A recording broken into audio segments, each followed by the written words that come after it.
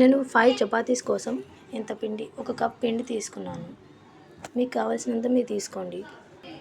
ఇందులో కొంచెం సాల్ట్ వేసి ఇలా పిండిని పిసుకున్నాక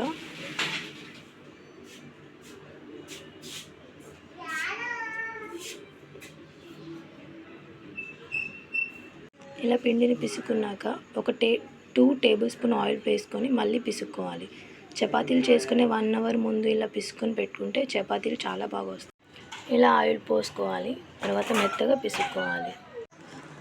ఫస్ట్ ఇలా రౌండ్ చేసి పెట్టుకోవాలి. ఇలా పిండిలో ముంచుకోవాలి. చపాతీని ఇలా మెల్లగా తిప్పుకుంటూ చేయాలి.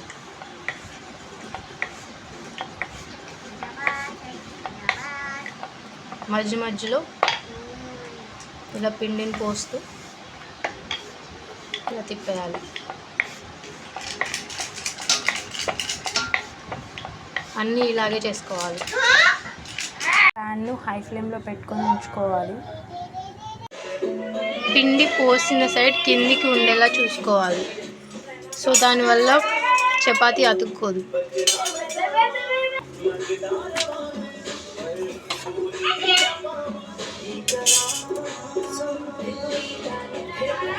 కొంచెం నెయ్యి పోసుకోవచ్చు, లేదా ఆయిల్ కూడా పోసుకోవచ్చు.